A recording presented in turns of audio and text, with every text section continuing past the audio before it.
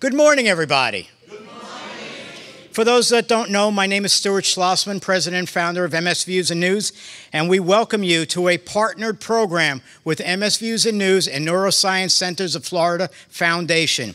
This is a first for both of us, and I want to welcome and thank Neuroscience Centers of Florida Foundation for doing this. And Tamara is going to come up, Tamara Robinette. For those that don't know, she's going to come up here right now and have a few words with you.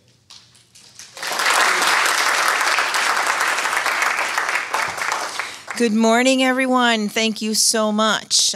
First order of business, I would like to say thank you to Stu and to MS Views and News and their incredible staff for collaborating with us on this great program that we're very excited to bring to you. It's called Treatment Options and Adaptive Exercise in Multiple Sclerosis, made possible by a grant from Genzyme. Now, for those of you who do not know, Neuroscience Centers of Florida Foundation, short version NSCFF. We're a nonprofit organization, just like MS Views and News, established to improve healthcare delivery and address the unmet needs of those afflicted by chronic neurodegenerative disease, like multiple sclerosis, also Alzheimer's, Parkinson's, and stroke. We work on stroke research as well. So, our comprehensive team approach to care is poised to answer to the patient's medical and non-medical needs. This is why Jennifer Falk will be speaking today on the benefits of exercise.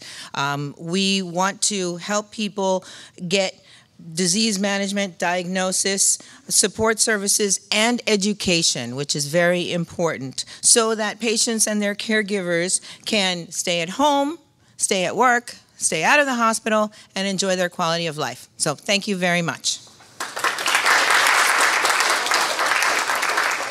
Thank you, Tamara. You know, I forgot to tell you all, Tamara reminded me as she's talking, and yes, I said I'm a little tired, but MS Views and News, our purpose, our mission is to provide education, information, and resources for everybody affected by MS, not just the patients, but the caregivers as well, which is why we often try to do a lot with the caregivers. Also, we feel it's very important for healthcare providers all around the world to learn more about MS, because not all of they know about multiple sclerosis. So this is what we do. So going forward now, today we have a three-speaker program. First, we're going to have Jennifer Falk, as was just mentioned, and Jennifer will speak for about 40 minutes, and then we'll do Q&A. And then we're going to have Jeffrey Segal. It's like the 3 J's program, if you see the names. All right. Then we're going to have Jeffrey Segal, and Jeffrey Segal will do about the same. And again, you'll ask him questions during the program if needed. And then the last speaker of the day, which you all are going to be really, really welcome that you came to this program to hear Jack Burks, neurologist. And Jack Burks, for those of you that don't know, is the founder of the Rocky Mountain MS Center in Colorado. So we have a lot to be thankful for that he is here to speak with you all today. So without any further ado, let's begin. Well, first of all, what a great program. It's great to be here. It's great to be here with you, and thank you for putting this on. And thank NSCFF for helping to promote this, and Jennifer. Oh, I'm sorry. Anyway, I think it's great that I've had the opportunity to spend a lot of time around the country and around the world talking to people about multiple sclerosis, and these are some of the most terrific programs that I've been a part of, and I just think we're very fortunate to have Stuart and NSCFF working together to provide this information. And I'm certainly pleased to be here as well. It's a little bit of a dilemma. I'm talking about 2 subjects today, and I just came from a meeting recently where there was 1,000 papers, scientific papers on multiple sclerosis, and I'm condensing that down to 20 minutes. So what we're going to do is that we'll have time at the end for questions. And then if you have personal questions or individual questions, I'll be here afterwards, and I'll be happy to spend that time talking to you about some of your personal issues. The 2 topics today is, first of all, invisible symptoms, and the second one is emerging therapies. And the invisible symptoms, actually, Jennifer left. I wanted to thank Jennifer. This is really Jennifer's presentation initially, and I've just sort of added on to it. It was such a great presentation that I thought I would share it with you. And So let's just talk about what are invisible symptoms. Because you think about MS, well, I've got MS, everybody must know. Well, in fact, I'm going to give you the examples of symptoms that, that nobody knows you have just because you have MS. And as a matter of fact, it's even worse than that. Because they say, well, you look so good, you must not have MS, or it's not a big deal. So these are the symptoms we're going to talk about that says MS is a big deal. And if you look at the symptoms of MS, most of them are invisible.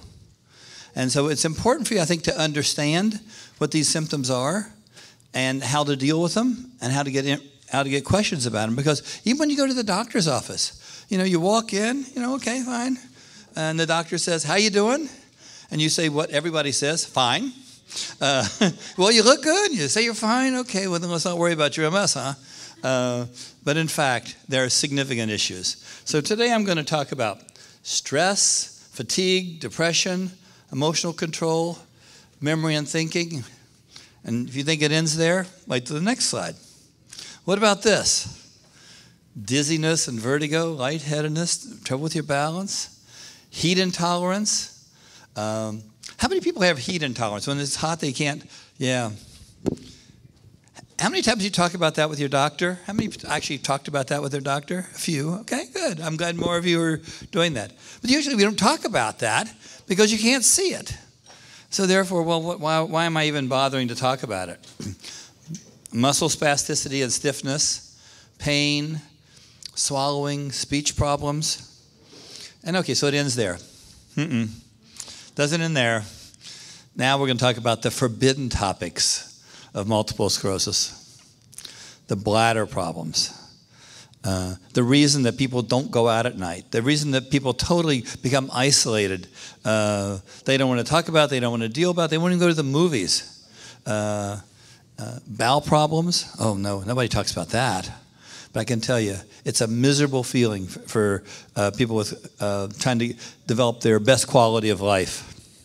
I can't even mention the other thing. I'm not allowed to say that out loud. I'm on camera because we never talk about that. How many of you have ever been to a talk by a neurologist, an MS specialist neurologist, who actually talk about sexual dysfunction in any meaningful way except say, the sexual problems? Okay, now next question. How many? Does anybody? There are a few. It's almost unheard of that we talk about these things. If you think about quality of life and how it affects your quality of life, it's a huge issue for people.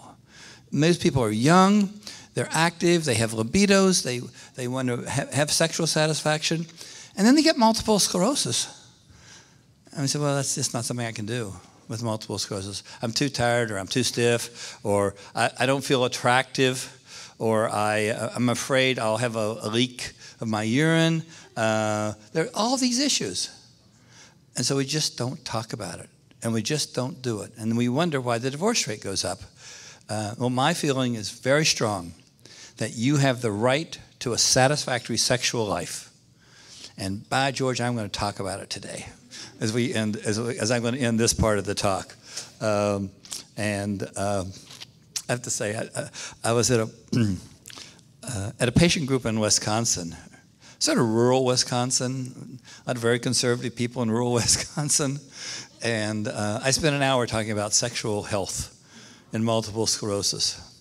And I must tell you, the beginning of the talk was a little uncomfortable for them and also for me, because I could tell nobody's ever talked to them about sexual issues. I was looking around the room. I can tell you at the end of the talk, the people who were the most uncomfortable at the beginning were the ones who were asking the questions at the end. So it's amazing. If you talk about these things, all of a sudden there's an understanding. And if there's an understanding, there may be ways to deal with some of the sexual issues. So that's just a preview. So those of you who go to the bathroom early in the talk, not later in the talk, so you won't miss that. Okay, let's talk about fatigue. How many people here have MS fatigue? Okay, how many people with MS don't have MS fatigue? Okay, one. Thank you. There is an outlier. It is almost universal, people with fatigue. And of course, we don't know what fatigue is. I mean, people say, well, I don't have MS, but I have fatigue. So you and I have the same kind of fatigue. Well, we're going to talk about the differences. And if you look at why people don't work, it's not because they're weak, because they have muscle spasms. It's because they have sexual problems. No, they still work. It's because they're fatigued. They just can't get through the day. Or their thinking's not clear. Those are the issues that we need to talk about. And so fatigue is a huge issue. And this is not normal fatigue. This is not when you stay out late at night and you don't sleep very well and you feel a little tired the next day. It's not when you're overworked or you're overexercised you feel tired. This is very different. This is something called lassitude, or what I call MS fatigue. And it's much more severe than the other types of fatigue. It occurs almost daily, and I'm going to talk some more about that in just a minute. And remember, there are other causes of fatigue besides multiple sclerosis. As my social worker at the Rocky Mountain MS Center said, you can have fleas and ticks at the same time. So just because you have MS doesn't mean you can't have anemia or thyroid problems or infections. You're going to be problems from your medication side effects. So don't say, well, it's just my MS, I'm not going to do anything about it. So this is Jennifer's definition of fatigue, and I really liked it, so I'm sharing it with you. It's a daily fatigue for the most part. Often in the morning, even after a restful night's sleep, people will get up still fatigued. It tends to worsen during the day. You know, that afternoon lull, 3 o'clock, when you just can't get through the workday, or you're just about ready to keel over and your kids come home from school. It's that's the bad time. It can be aggravated by heat and humidity. It comes on sort of quickly, just sort of out of the blue sometimes. You say, well, why am I so tired now? And it's very severe, and it's likely to be so severe that you're not going to be able to do your activities. So that's really important for you to at least understand. This is not normal fatigue. This is part of your MS, and it needs to be dealt with. And there are treatments for this that can be very helpful. And although it's not easy to manage them, they can be managed. Okay, so how do we do that? Well, the first thing I like to talk about is energy conservation, maximizing your energy. Like if you've got a dinner party, you've got to go to the grocery store. Don't do it in the middle of the afternoon before you do it. If you're better in the morning, conserve your energy before the dinner party, but get your work done during the day or the day before when you're feeling better. Pick out your time of the day where you're the strongest and have the most energy, and do your shopping then. Staying cool. I have people come home from work and just get in a cool bath, cool environment, go into a quiet spot and relax 20 minutes, 30 minutes, and they can get through the evening. It's almost common sense. If you're tired, you really need to rest. The problem is, when you've got your kids screaming at you to get their peanut butter and jelly sandwich, it's hard to say, oh, I just need to take my quiet time, my me time. Well, just remember, you are important, and your me time is very important, so take it. Reducing stress. It's an incredible part of having MS. It's a very stressful thing. Life is a very stressful thing, but in MS, it's even more stressful. So you have to try to manage that. And you have to try to keep your weight under control. What you eat is important. Your sugar content, your fat content. It's important to look at your overall nutrition as well. And one of the issues is sleep management. There's a number of MS patients who actually have sleep apnea, and they never even know it. Because, well, I'm just tired because of my MS. Look at your sleep patterns. If you're having trouble sleeping, if somebody says you're snoring or you wake up 4 or 5 times during the night, look at sleep as a factor in fatigue. And so we have medications. And the one we often start with is Simitrel or amantadine. It doesn't work very well, but it's cheap. And sometimes when it works pretty well, it doesn't work after 6 months. So you have to manage it. Probably the best drug that I found is a drug called Provigil or modafinil. And I have people take it in the morning. It lasts about 12 hours, so you can't take it in the middle of the afternoon or you'll be up at night. And sometimes I'll divide it up, give them half the dose at 7 o'clock in the morning when they get up, another half the dose at around 11. So they'll get that more boost in the afternoon. But anyway, it can be very helpful. Problems? It's not FDA approved for this unit. It's out there. It's actually in generic, and it's very expensive, and it's not FDA approved. So the managed care companies don't want to pay for it.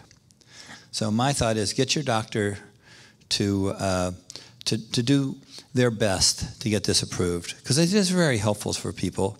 And again, I'm going to suggest that you use your case manager at the managed care organization that you've never heard of and didn't know they existed to see if they can help you. Because there's some really good data, I think, that would encourage us. And our experience as neurologists taking care of fatigue and multiple sclerosis, it's probably the best drug we have. And one of the leaders in this field is Katil Ramahan at the University of Miami, runs the MS Center there. He actually did some of the first studies to say that this was really a good drug. So we have a local hero in helping fatigue, as far as I'm concerned. Nuvigil is sort of a first cousin of Provigil. It doesn't have a generic. It's even more expensive. And then we have some other drugs that people use occasionally, very infrequently. And the last is Ritalin and Dexedrine. Actually, they can be very helpful. The problem is they're addicting, and it's a hassle. You're taking a drug that people sort of label you as a problematic patient. So, but anyway, it's a possibility if you're really stuck to at least try these. All right. So first thing, what can I do? And again, thanks to Jennifer for this slide. You talk about fatigue medications. Is there something that can get me through the day? Discuss the antidepressants. Some antidepressants make you more tired, and some of the antidepressants actually give you energy.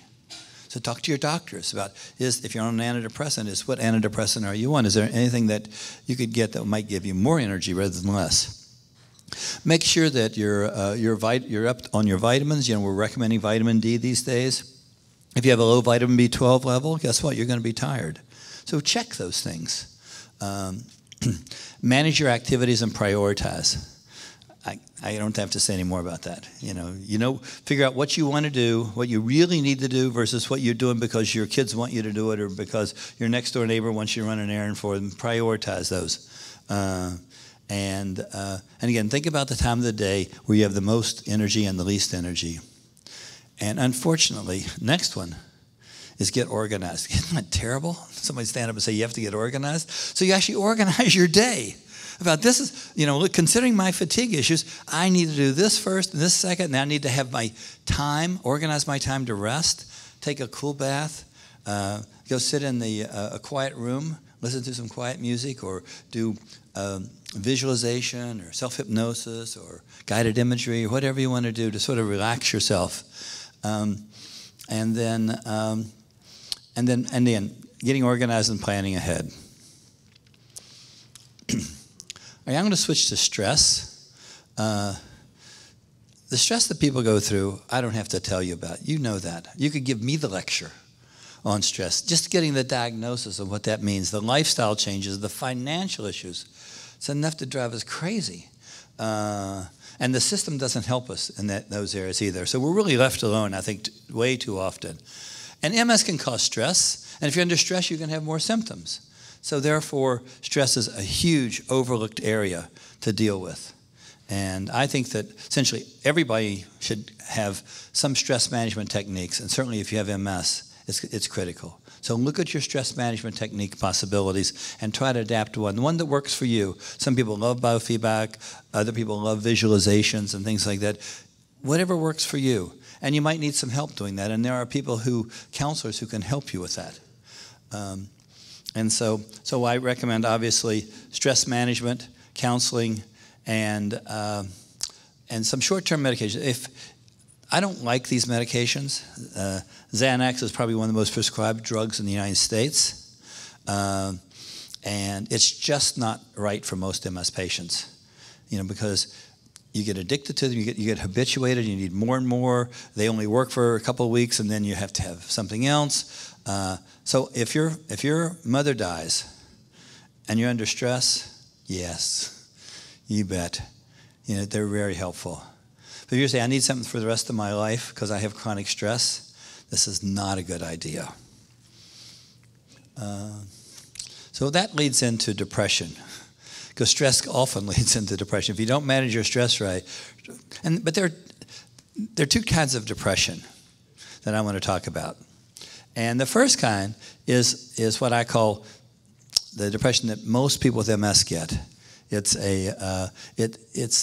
You're particularly depressed all day long. You don't sleep well. You lose interest in things. You lose interest in your relationships. You feel guilty, and the sadness is almost constant, and it's present almost every day. Now that's really different than the situation at present if your mother dies. There's a 2 or 3 week period where it's just awful. You just think you can't get through the next day. But those are self-limiting. If you get divorced, yeah, people feel pretty depressed. Well, some people don't, but a lot of people feel very depressed. And if you lose a job, etc. So that's really different kind of depression than I'm talking about for the MS patients. Not that MS patients don't have situational depression as well. Depression actually occurs in about 50% of MS patients. We're talking about major depression at least once in their lives. And so it is something that comes along with the disease. We think that the demyelination, the damage of the myelin may actually precipitate it because it's brain damage. But also the brain damage may disrupt the hormones and the biochemistry of the brain. And so it could cause it by that, not necessarily by direct mechanisms, but by the chemical changes that are occurring. And one of the questions that I get is, how long do I wait before speaking to the doctor about clinical depression? I would guess that my patients wait a year or two. That's not a good idea. When you are feeling sad and it's disrupting your sleep, next visit, you got to say, doctor, I've noticed a change. It's been coming on for a while, but it's really getting severe. I want to be able to deal with this. And bring it to their attention because it's treatable. It is treatable. And to suffer for a year or two and not even mention it to your doctor, and your doctor's not going to ask you about it. I'm sorry. I would love to say that all the doctors always ask about this and have an in-depth interview with you about it. No. We're too busy measuring your liver function studies because you're on this medication. We're trying to figure out what's going on there.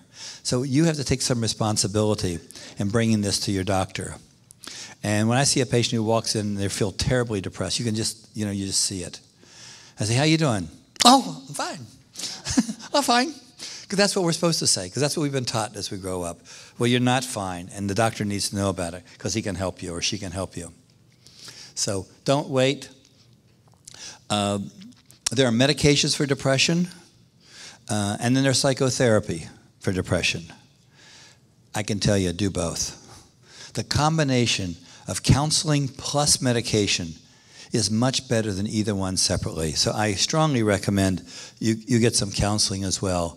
And you really try to find somebody who knows about multiple sclerosis. Ask your friends, ask your MS Society, and ask Jennifer, think who's really good about things like this. Look at support groups. You get an incredible amount of help, I think, from support groups. Talk to your family members about it. Don't just act depressed. Say, let's talk about this. This is a family issue. And as far as the medications, we talked about those. A lot of antidepressants have side effects. I'm not going to go into the details of that, but I think it's really important that you understand that you've got to become good consumers of your own health care. Don't expect the doctor or the nurse or the clerk in the doctor's office to tell you all about these antidepressants. You really need to do your own investigation. You need to go to your doctor with a list of your questions that you've gotten from what you've read. Make a list. It's incredibly important. But deal with it, because if you don't deal with it, it isn't going to get better. It's going to get worse. And people, I give somebody an antidepressant, and they call 2 weeks later and says, darn thing's just not working. It takes 4 to 6 weeks. They're slow to kick in. So keep the faith, keep on the medication for a while to see if it's going to work. And then if it's not working, talk to your doctor about switching the medications, because not all antidepressants are the same for the same person. All right, then there's this thing called Pseudobulbar Affect. What in the world is has anybody ever heard? Who's heard of Pseudobulbar Affect? Okay, half the people probably have heard it. If I asked the same thing to the neurologist, they'd raise their hands, but I'm not sure they'd understand. Because we don't see it very often. It's about 10% of MS patients, and they don't complain about it. They don't go in and say, "Doctor, I have Pseudobulbar Affect."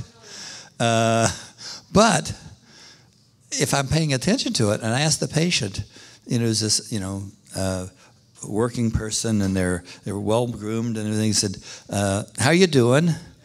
And he said, typically they say, "Well, I'm fine." And they start to cry for 10 minutes. Maybe there's something here that tells me, because these Pseudobulbar Affect is it's an expressing emotion that you're not feeling. Like you could be at a funeral and start laughing. Or being in a neutral conversation, just start crying uncontrollably. And the reason that I bring your attention to it, because I didn't talk about this before we had medications. But the reason I talk about it now is that there are medications that can help this. And it's FDA approved. It's called Nudexta. I won't go into the details because I'm not here to talk about drugs today. But you can see results in a couple of weeks. And so there is something that can help you. So that's the key. If you're having uncontrollable emotions, like I have people who, typical is they'll go to a movie that's a little bit sad, and they can't stop crying the whole movie, and they don't want to go to movies anymore. So they've lost some of their social interactions because it's too embarrassing for them to be in that situation. All right, let's go to memory. Oh yeah, I'd forgotten. Jeff, are you here?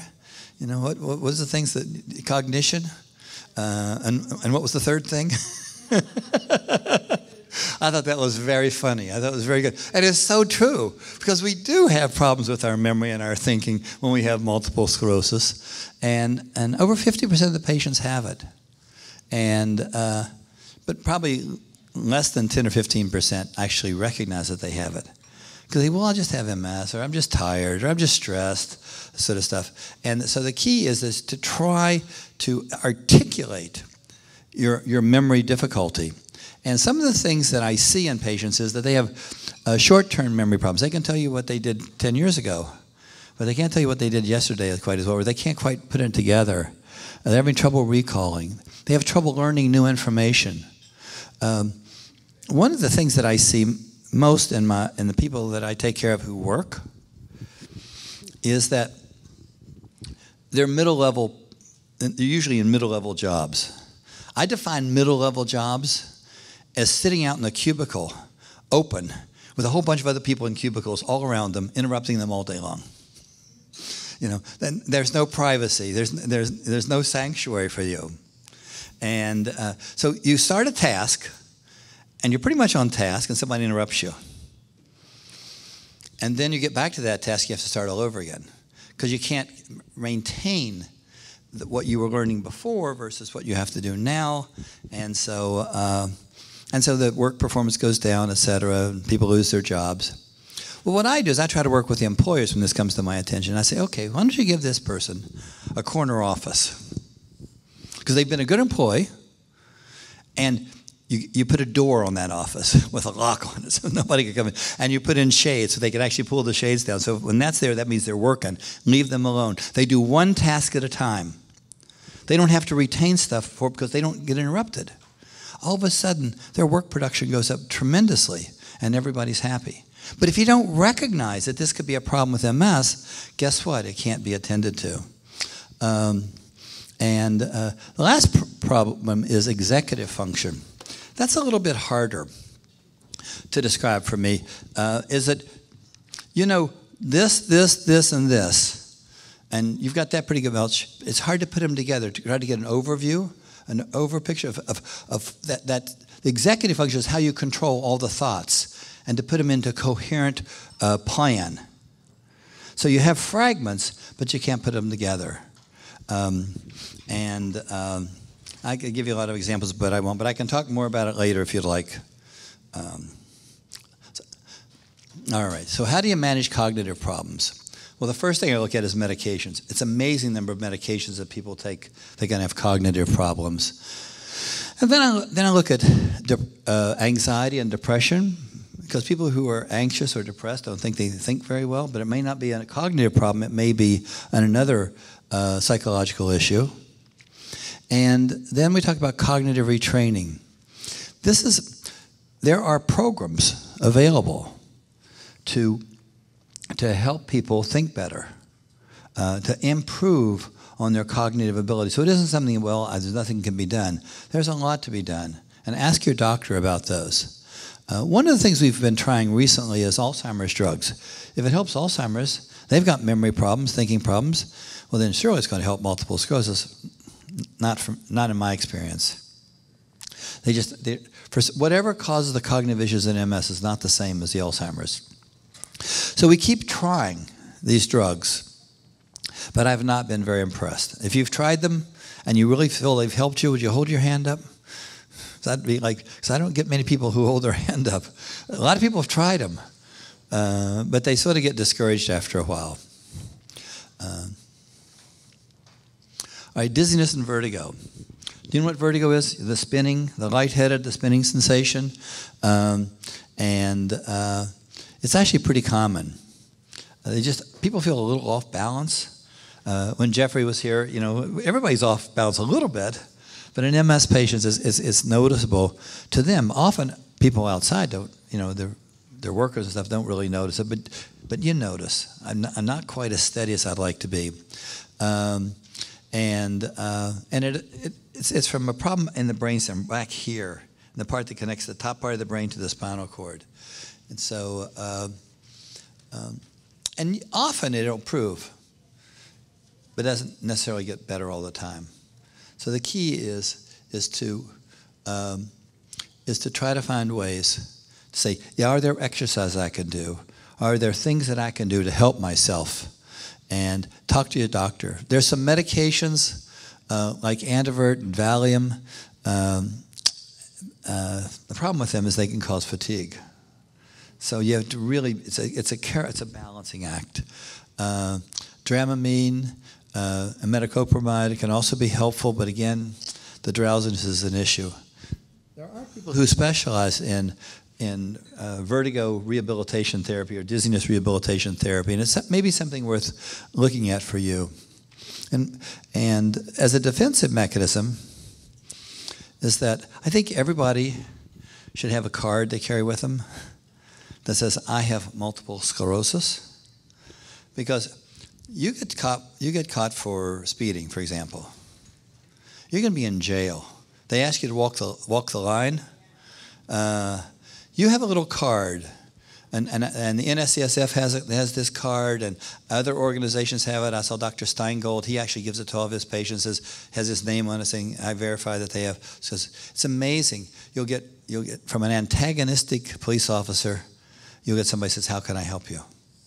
So I think everybody should carry an identification card with them. And again, you can contact the NSCFF to get a card. I think everybody should have those.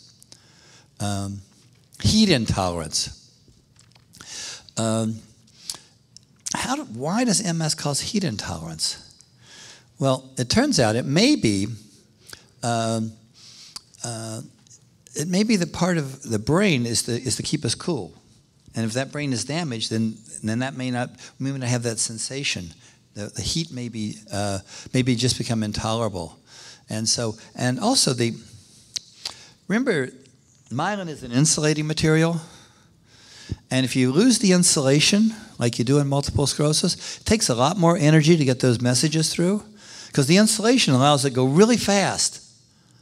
And if the insulation is damaged, it takes more and more energy. And those brain cells that have to have the energy to push that message through get tired. And if it gets warmed up, it's harder for them to do that. So I think that the heat intolerance is not an exacerbation of MS. Sometimes people confuse that. They go out onto the beach, and they fall asleep. And they literally can't get up. So they think I'm having an exacerbation. Well, the good news is that'll usually go away once you've taken a cool bath or calmed down, and within a few hours that usually gets better. It's scary, but it doesn't cause exacerbations. So I recommend people to wear light clothing, take a spray bottle to keep yourself cool. There are cooling vests, there are cooling scarves, there are cooling everything. And again, you can get those through the MS organizations or ask your physical therapist as well. Try to avoid direct sunlight. Wear a wide-brimmed hat. This is common sense, but it's amazing the number of people who said, no, I don't look good in wide-brimmed hats, so I'm not doing that. I'd rather be wiped out today than wear a wide-brimmed hat. Well, that's your choice. And the other thing is to pay attention. When you start noticing that you're starting to feel wilted when you're out in the heat, stop. Stop there. Don't wait until you can't walk or you're just so exhausted or that you've got numbness or you've got some coordination problems. Pick up the symptoms early. Spasticity. I'm not going to talk about spasticity because Jeffrey and Jennifer did a really good job about that. But if you have any questions, I'm happy to talk about that. There's a bunch of medications we use for spasticity. And again, I would ask your doctor. The only one I'll point out is Cannabis. And it's a subject that we don't have to talk about in Florida anymore because you can't get it with the last election. But it's around. It'll come back. At some point you'll be able to get cannabis. And if you can't get cannabis in the drugstore, you'll probably get it on the street. So it's available to people. And I'll just give you my warning about this. I'm actually going to give a talk next week at the NSCFF. The Neuroscience Institutes of South Florida, about complementary and alternative medicine. I'm going to go into this in more detail. So if any of you want to come to hear that would be great. We can talk more about cannabis. But I'll give you my thoughts. I think cannabis does relieve fatigue. It can relieve pain. It makes people feel better. Certainly, I feel great when I'm stoned. Wow, that's great. The problem is, back a few slides ago, I talked about cognition. That the brain damage in MS can cause cognitive problems, and sort of MS is sort of toxic to the brain that way. Cannabis is toxic to the brain, and don't take that from me. Take it from there's a famous neuropsychologist, and he's also Jerry Garcia. Oh, maybe he wasn't a neuropsychologist. He just thought he was because he was stoned all the time. And his famous saying for me was, "Pot makes you stupid." That comes from the guy who knows what it is. So I think that I'm not only worried about the fact that when you get stoned, you look stupid, but I'm talking about the long-term effects. We don't have data enough on the long-term effects to know. We know that can cause changes in how we think when we're stoned. But there may be long-term effects as well. And I think if I had damage from MS in my brain, it was causing me to have problems thinking, I wouldn't want to add any more toxins. And there are other drugs that can be used for spasticity, which these are some, and you've been hearing other ways to deal with spasticity. So I'm not a proponent of marijuana for spasticity or pain. I think you have to go other ways that are not toxic to the brain. Okay, now we get to pain. Pain is not pain. These are all the kinds of things that are pain. There are two types of pain. There's central pain and there's musculoskeletal pain. Central pain is actually the damage to the myelin. And the neuromuscular pain is actually if you have weak joints and weak muscles because your muscles are weak, well, you get neuromuscular problems. They don't work quite as well. You get more back pain. Your knee hurts. That's different from the MS pain, but it's equally important. But if you look at the central nervous system pain caused from MS alone, I hear people talk about burning and searing and stabbing. It can be acute. It can be chronic. It can feel like pins and needles. There's something about facial pain. It's called trigeminal neuralgia. That could be part of MS. And it can be band-like. You've heard the things around my stomach. I have this terrible pain. So it can have many different forms. And so for the central pain, there are a whole bunch of medications. Many of them are drugs for seizures, and these are not seizures, but these are different kinds of pain medications. And again, I put cannabis here as well, but there's a lot of drugs. Biofeedback can be helpful. Relaxation, acupuncture can also be helpful. And for the musculoskeletal pains, the rehabilitation and the minor analgesics, I think, are important. Trouble swallowing. 20% of patients have trouble swallowing. And so who cares? So you don't swallow as well. Well, I care because it can cause pneumonia. If you start swallowing wrong and you don't time your swallowing and you don't chew your food well enough, it gets caught. It's a cause of pneumonia. So those 20% of the patients, it's a serious issue for them, and they tend to ignore it until they're either choked or in the hospital with pneumonia. So when you drink fluids and somebody tells a joke and it comes up through your nose, that's a problem you need to deal with, because that means the reflex back there is not working quite properly.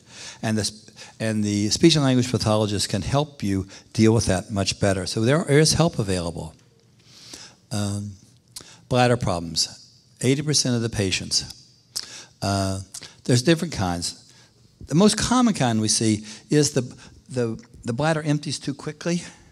The nerves get interrupted, and normally, before you have to go to the bathroom, it has to get this big. Sometimes it gets this big, and you have to go. So you're going all the time. And you're, gotta go. The urgency. You get up at night because your bladder just doesn't store enough urine, and it keeps wanting to excrete that urine. And so there's some medicines for that. Unfortunately, the medications have problems with drowsy, dry eyes, dry mouth, etc. But they can be helpful. And recently, Botox has been approved for that. And what they do, the urologist actually injects the muscles of the bladder about every 9 months, 12 months. It's a one-shot deal for that, and most people do quite well with that. And you don't have the side effects of the other medications. So that's something to ask your doctor about. And then we have the nerves to the bladder just don't work at all, so the bladder gets really big. It's like a big balloon. The problem with that is not only do you have to walk around with a full bladder, but that urine gets back into the kidneys. It backs up into the kidneys. That's a serious problem. And so I don't think any of the medicines help. You know, we have some medicines we try. It's not very helpful. You really have to catheterize people. And if intermittent catheterization doesn't work, doing it 2 or 3 times a day, then sometimes people have to have an ongoing indwelling catheter.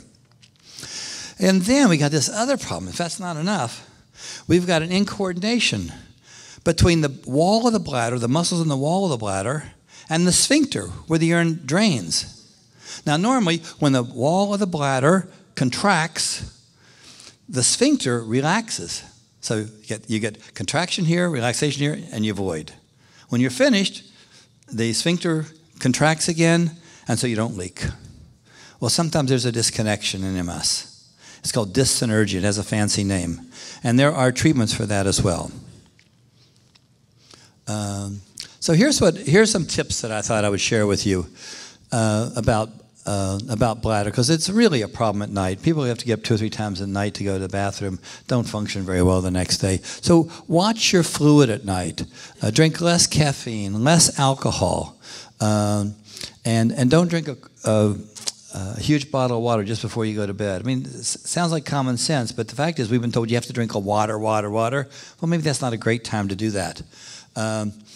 And then time your voiding. If you're going to go to the movies, make sure you go to the bathroom before you go.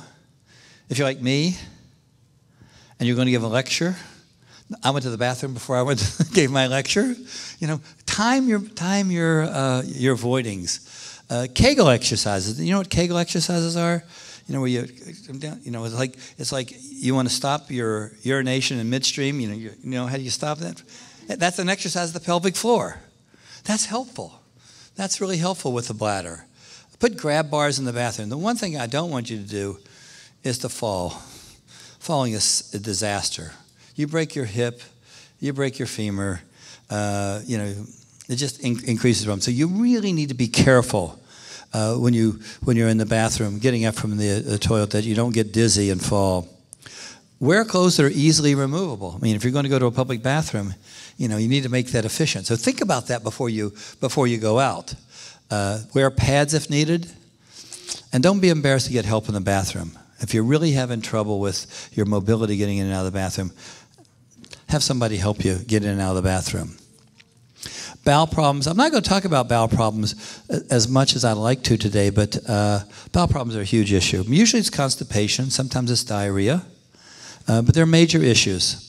And that the way to, first of all, I look at the medications the patient's on. Medications can cause both either too much or too little bowel production. Depression, constipation, and depression go hand in hand. But then we treat them. So we look about the diet and exercise. I wish Jennifer and Jeffrey were here because they could talk about. They tell you how important exercise is for the control of the bowel problems. A bowel program, and I'm not going to go into the details because I just don't have time to what a bowel program really means. But it talks about, like for example, train your bowels. You have a breakfast in the morning. You train I'm going to go to the bathroom within 1 hour after breakfast. It's amazing. If you train your bowels, it makes it easier. That's one thing. I think more fiber is needed. I think we don't have enough fiber. Sometimes stool softeners can be helpful. I don't like laxatives and I don't like suppositories, but occasionally they do the trick. But don't do them constantly or your bowel just doesn't get trained very well. And make sure you treat the depression. Okay, so here's the last part. Sexual problems. And those of you who want to leave the room, you won't hurt my feelings. Because I'm going to tell you it like it is. Okay? If you don't want to hear it like it is, then you can be excused. But we have this thing. We have this conspiracy. It's sort of like the military and gays. If they don't ask, you don't tell. Well, the doctors don't ask, and the patients don't tell. You got to stop that. Because the doctors are not going to ask you.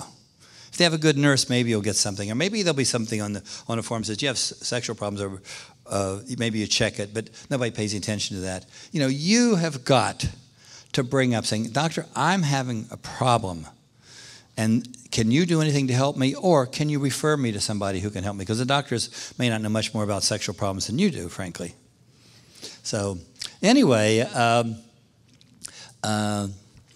have to look at psychological problems.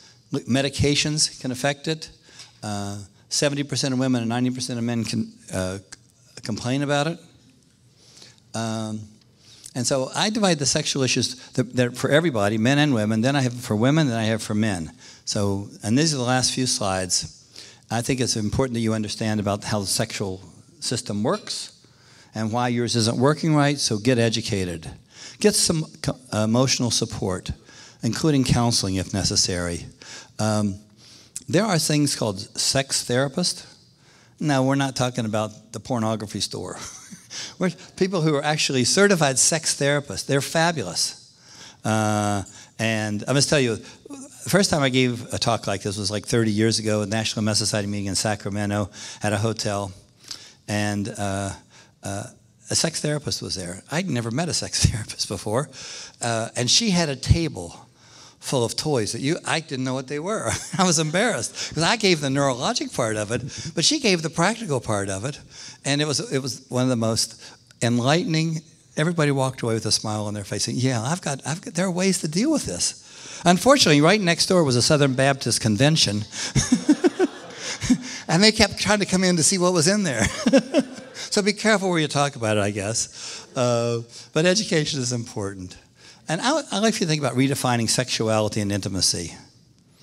They really are different. They're complementary, but they're really different. And intimacy is what keeps long-term relationships going, I think. It's the people that you see walking hand in hand when they're 80 years old on the beach. And they know about intimacy. And the sexuality is important, but sexuality is not intimacy necessarily. So exploring alternatives to intercourse to give and get your sexual stimulation. I'm not going to go into the details of that. I'll be around afterwards if you want to ask personal questions, that's fine. But all I would say is use your imagination. Think about it. And like exploring body positions and increasing your body strength with exercise so you can do more. I would just tell you that I had a patient who was a woman, and they were having major marital problems, and they finally got down to what the issues were, and she was having trouble with her bladder, and when they had sexual intercourse, she'd leak, so they just didn't do it anymore. They both had high libidos, but it was causing great stress in their relationship, and so we talked to him about that, and so we started doing, before they go to bed at night, make sure there's no caffeine, no alcohol, no drinking water for a few hours before, voiding before you go to bed,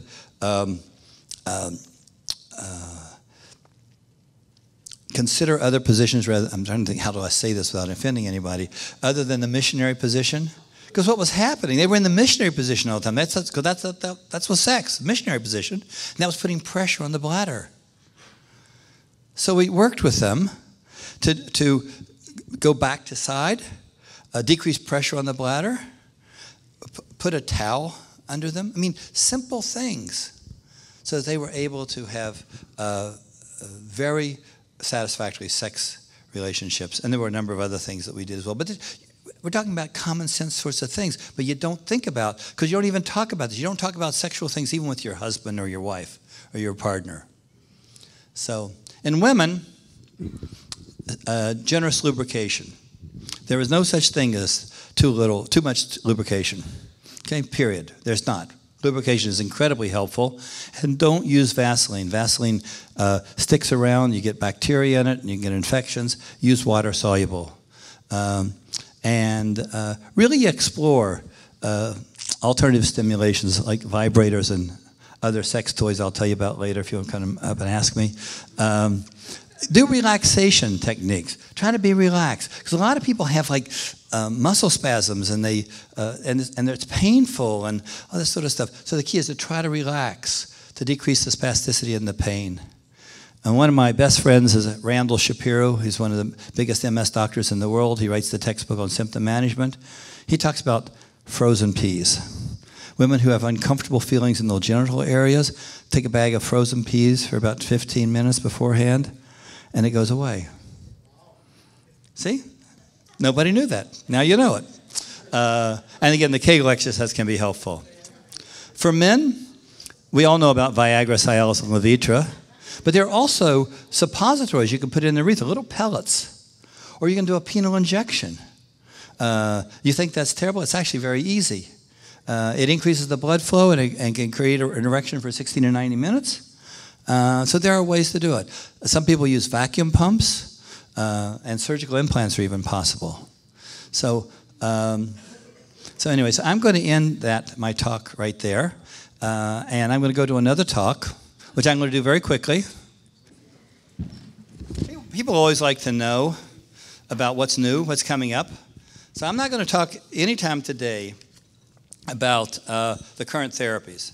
You get a lot of talks about that, but I do have some remarks about emerging therapies and where we are as far as emerging therapies go.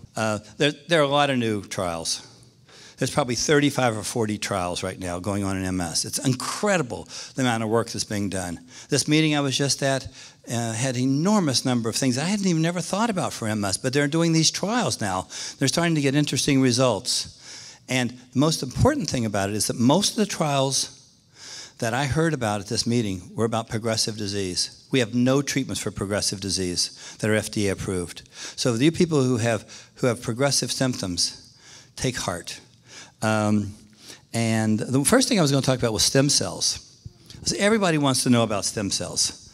It's a very important topic. Whether you're having heart disease or MS or whatever, everybody's thinking, let's do stem cells. And frankly, stem cells are exciting to me. The work in stem cells is very exciting. Unfortunately, the science is just slow. We don't have enough science right now to figure out how to do it. We've got some great news. And just recently, there was a paper where they take skin cells from the patient and convert them directly into myelin-making cells. And that's really exciting. Now the question is, how many cells do you use? How do you give it? So we're still working out the details. But I can tell you, we're not far away from really understanding stem cells. And but we still have a lot of questions. I'm going to go here, just a comment here. And actually, Stuart asked me to specifically mention about the lack of regulations with foreign commercial centers. It's really important that you don't do that, because they don't know what they're doing. And the trials that the people that I've seen have gone to these places, I've been very unhappy with what I've seen. And they're very expensive, and I think they're very dangerous. And one of my patients just died after being in Mexico, getting, quote, fetal stem cells. It's very discouraging. Just wait until we get the data. And in the meantime, I think we have a lot of good treatments that I'll talk about. So anyway, so we talk about the types of cells. Do we want it from the embryo, the placenta, the umbilicus? Do you want to get it from the umbilical cord? Bone marrow cells can do it. Fat cells can do it. Skin cells can do it. And we're just trying to work out the details. There's some work at Cleveland that was presented at this meeting, Cleveland Clinic in Cleveland, about the first trial that they've done. The key is the trial was a success. It didn't show it helped, but it showed that they were able to give it safely. So now they're going to figure out the number of cells and how to do it, et cetera. But it looks like there's great potential for it. So hold on to your hats and beware of stem cell therapies that cure MS in foreign countries. It's just not ready for commercial use in multiple sclerosis. I'm going to just briefly go through some of the new things. It's just to stimulate your curiosity and say, yeah, this sounds great. The next drug that may be on the market is a drug called Lemtrada. I think the FDA will announce between now and November 25th, which is, 2-3 weeks away, about this new drug. It's a monoclonal antibody. It knocks out both B and T cells, and we think B and T cells are the culprits in MS. This is very effective at doing that. And the data is interesting. And one of the things about it is you only have to get treated for 5 days a year. 5 days the first year, 3 days the second year. It's incredible. And therefore, so you have no treatments. You have to take no treatments except for 5 days the first year. And it's very favorable results. They have to give it with steroids, intravenous salmeterol, 1,000 milligrams, which is what we treat for exacerbations. Because when you start killing off all those bad cells, all their insides of those cells break out, and they can flood the body with things that you don't like. But the steroids can alleviate that. It was tested against the high-dose interferon with the results that were very favorable. One of the studies showed the annualized relapse rate, the ARR, was 0.1. You don't know what that means. I'll tell you what it means. 1 attack every 10 years. Unbelievable, isn't it? Okay, and so it's very powerful. Now the rest of the story, you have to watch. You have to be very careful. You have to be very careful because it can cause thyroid problems. It can cause low blood platelet count, which can cause bleeding. It can cause kidney toxicity rarely. And obviously, I talked to you about the infusion reaction. So this is not a simple drug to give. It takes expertise and monitoring. But November 25th, keep that date in mind. So what is one of my major concerns? First of all, you go to a doctor who really knows what they're doing when you get this, so they'll know what to look for. But also, you've got to take responsibility for the monitoring as well. Because if you don't have to go to a doctor for a year after you've gotten it, but the platelet count may go down in 3 or 4 months, and you don't find out about it, you're in big trouble because you could start bleeding. Your thyroid problems are treatable, but you have to pick them up. So you must do the monitoring, and you have to take responsibility for that, even though you may not have to get another treatment for a year. Laquinimod. It's a drug that may have neuroprotection properties. It's in trials right now. The data looks very good for disability. Diclizumab, it's another monoclonal antibody that affects both B and T cells, which we like because probably both contribute to the disease. They've had positive results in relapse rate, disability, and MRI. And and it may well be effective not only in relapsing remitting disease, but also in progressive forms of the disease. That's in trials right now. So those are the ones that are really, really hot on the clinical trial list. You have to be careful with niclosamide. It can cause infections and skin reactions, and sometimes the liver functions go a little bit out of whack. And you have to watch for those. You have to be monitored. Vitamin D. I'm not going to talk about vitamin D because I think you've heard a lot about vitamin D. Just to tell you that, that many people with MS have low vitamin D, and that low vitamin D is linked to the cause of MS. People with low vitamin D levels are more likely to get MS. And it looks like in the animal models, vitamin D works very nicely to reduce the disease in animals. And in fact, small studies show it's true in humans. There's a big study at Johns Hopkins right now doing a major study with MS patients. We're waiting for those results. But so far, the preliminary results look good with other centers. So vitamin D is something you need to check your vitamin D. If your vitamin D is low, and I'm not talking, they say, well, anything above 25 is okay. It's just not true. It may be okay for me, I don't have MS, but I really want people to have up to 75. I want a vitamin D level of 75, and I will treat people to get to that level because I think you need to saturate your body with vitamin D. Low salt diet, I talked about this in my last talk just a little bit. I'm sorry, salt. Salt. Turns out salt is terrible for people with MS because salt causes inflammation. It stimulates the body to cause this inflammation. And you get inflammation in the body, then you're going to get inflammation in the brain. And so they said, well, okay, well, just quitting adding table salt. That's not where you get most of the salt. You get the salt in processed food and those frozen foods. You've got to start looking at labels and saying, how much salt am I really taking? And if I had MS, that would be the simplest thing I could do. That and taking vitamin D would be two very simple things I could do to reduce the inflammation of the body. I'm going to talk about something that's, I think, one of the hottest topics in MS research. A year ago, we weren't talking about it. 2 years ago, we didn't even know how to pronounce the words. But now it turns out the gut has a lot to do with inflammation. The gut is a major immune organ. It has all these immune cells. We don't pay no attention to it. And what lives in the gut? Bacteria. And it depends on whether you have a good bacteria in the gut or bad bacteria in the gut. Whether you can stimulate inflammation or you can decrease inflammation.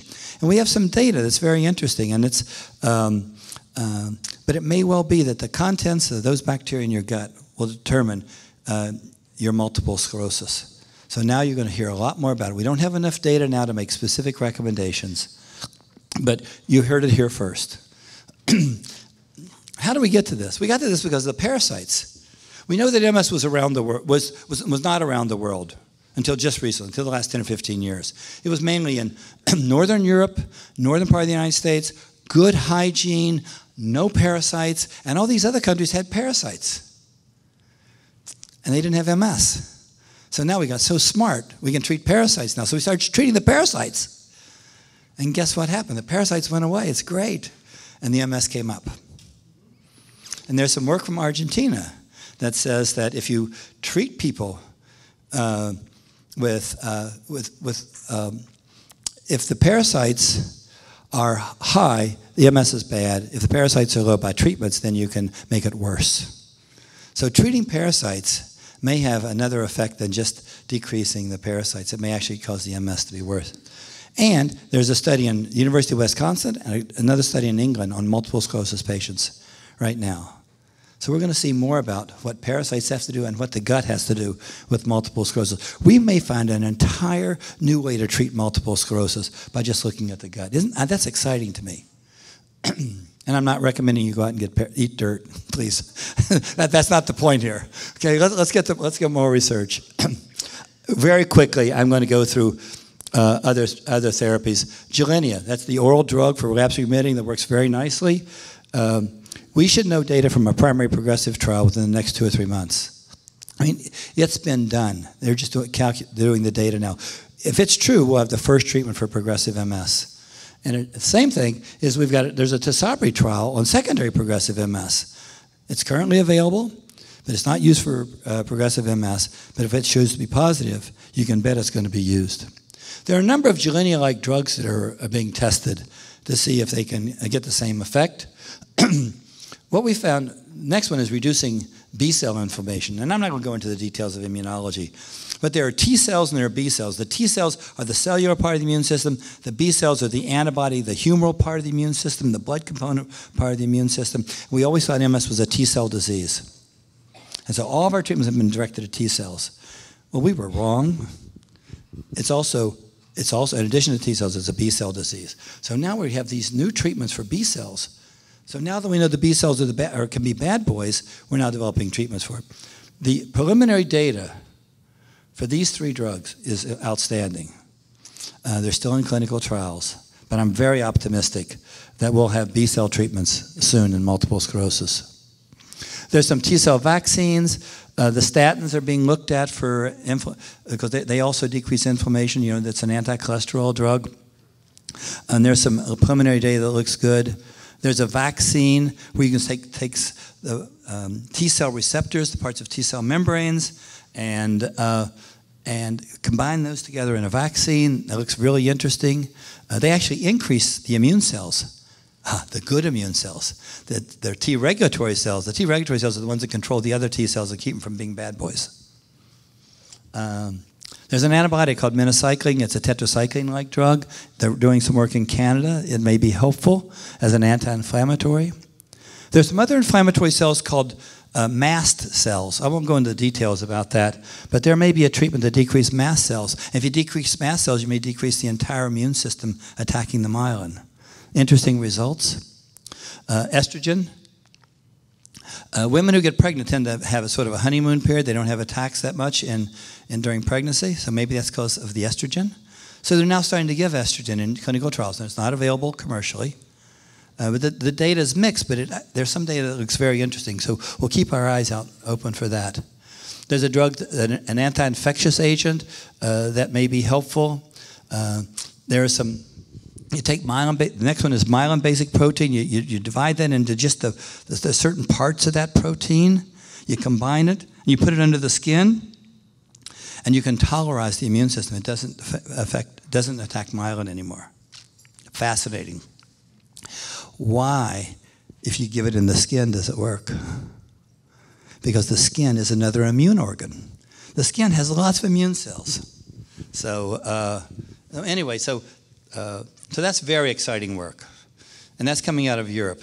But it's terrific. Erythropoietin is a kidney hormone that may be neuroprotective. This drug here is a monoclonal antibody that knocks out, we think, the most inflammatory of the T cells that cause much of the damage. It's called a Th17 cell. This is aimed at that cell. So we now have a specific treatment for that. It's very exciting. I just saw yesterday, I think, it's gotten FDA a green light to go ahead in psoriasis. So it may be available for psoriasis anyway, and it's just important. Then we have a protein. We have some other, we have a drug that's very much like Tisabri that is being tested. We have a drug that's very much like Tecfidera that's being is being given in trials. We have a lot of drugs that are neuroprotective. They're antioxidants and neuroprotective. And then we have drugs, I'm not going to go through this list in detail, but we have drugs that are being used for other diseases. That turns out they may well have effects in multiple sclerosis that are positive. We've got a blood pressure medicine. We've got a drug that's being tested for amyotrophic lateral sclerosis, another drug from asthma, a coenzyme Q type drug, an anti-epileptic drug, an Alzheimer's drug. Actually, this is not a drug. This is a food that they're using in Alzheimer's, and I don't recommend it in Alzheimer's. It's not FDA approved for that. But it's a food. It's not a drug. But it's coconut oil. Coconut oil produces fatty acids. Those fatty acids increase ketones in the brain. Ketones in the brain can be substituted for sugar in the brain for energy. So you increase your energy in the brain. Sounds simple. Let's see if it works. Biosimilars and biogenerics, just a brief word. These are drugs that are copycat drugs from the drugs we have now. That may be less expensive. And the question is, are they effective? And we're still working on that. None of those drugs have been approved. And in summary, my last slide is we have a lot of therapies, not only to reduce the damage, but also stimulate repair. My talks in the past have been how to reduce the damage. My talk today is about how do we stimulate repair. So it's a much different thing. And I think we've got 3 to 5 drugs that may be ready for FDA review just in the next couple of years. And we probably have 35 or so in trials of some kind. So be encouraged. And especially if you have progressive disease, be encouraged. I certainly am. And become more knowledgeable about your new therapies, about these new therapies, so you'll be able to talk to your doctors about them when they're available.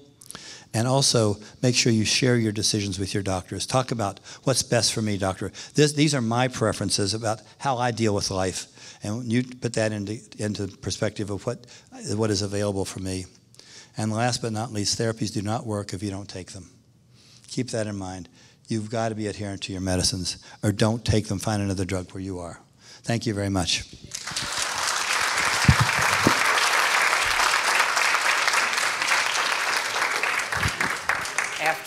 After that presentation, you should all be doctors. Okay, the floor is open for questions. We can take a few questions? Absolutely. Okay, and I'll stay later if you have personal questions or individual questions. So right now we want to just direct the questions to general questions, all right? Not about you personally. If you have anything for yourselves personally that you want to speak with the doctor about after the program, then Dr. Burks is going to stick around for that. So in the meantime, does anybody have a question to ask? Wow, here we go. Okay.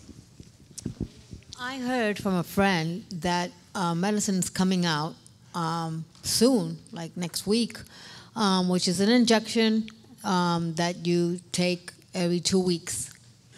Yes, that's a drug. That's an interferon, very much like Avonex, but you take intramuscularly once a week. This is giving subcutaneously. It's a much easier injection every 2 weeks. The data looks like it's fairly similar to Avonex, so therefore people who are on Avonex who want to try this, or they're on no medicine, they want to try a drug that's just every 2 weeks.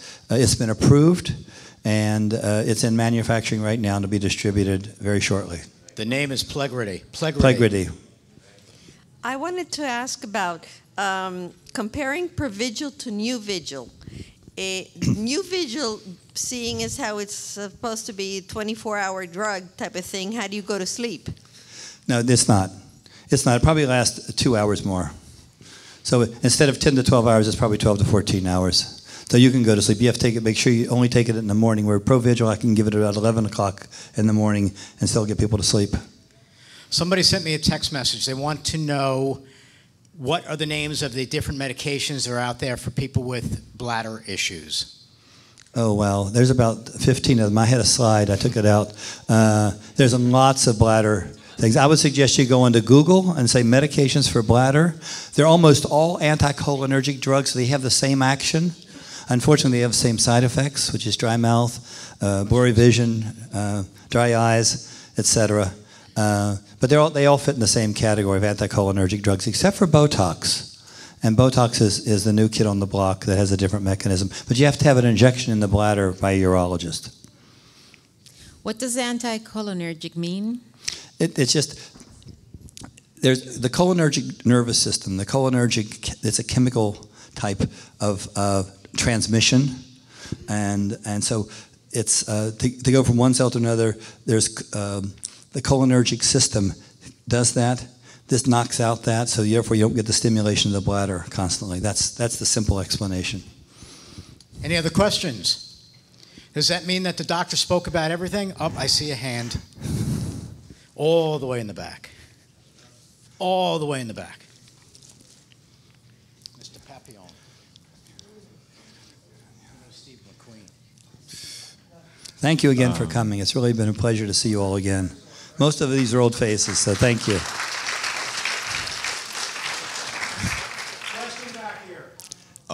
What would you say are the top 3 don'ts for someone with MS? I'd probably do the same thing that Jeffrey did as the things that I should be doing. I think that you've got to take care of your mind. You've got to get rest. You've got to reduce your stress. You've got to do things that can help you, that maybe with your memory. I can't remember the others, but I think that's the first thing. And the second thing is that if you have relapsing forms of MS, get on a medication. The data is incredibly powerful. There's one data that says like 23 years after the first medication became available, beta-seron, they looked at people who were on the trial for 5 years versus people who were not on the trial for 5 years. And then they won anything they wanted to be for the next 15 years. Those 5 years difference made a 50% reduction in the mortality rate in 23 years. Something happened to those people who got it. So you need to be on medication, you need to be on medication early, and you need to stay on medication. And the third thing, the last thing, is don't give up. Don't give up. Look at all the different symptoms that you have. Try to figure out a way. When the doctor says there's nothing we can do, don't believe it. Ask another doctor. Ask someone else. Because there are so many things. I wanted to talk to you about the invisible symptoms and what we can do. Every one of those invisible symptoms had treatments. So when somebody says, no, we can't treat your sexual dysfunction, there's a new way to look at it. Thank you, Dr. Thank you very Burks. much. So I have a couple of questions for you. First off, did everybody fill out their seminar evaluation form? Anyway, we want to thank Neuroscience Centers of Florida Foundation for providing the funding that was needed to do today's program. And we do hope that you will continue to want to be educated and come back to more of the MS Views and News programs that we're doing locally and watching them on our YouTube channel or watching the webcasts that we will be doing. Next year, we already have 9 programs set for next year, and most of our programs for next year will be webcasted. And we are planning on getting up to the northern states. We're going to be hitting 4 locations in states that connect with Canada. So we are beginning to expand and grow, and there is a major unmet need out there of people that need to be educated with these kinds of programs, and so MS Views and News has opted to be able to bring these to them. And again, we want to thank everybody for coming down here.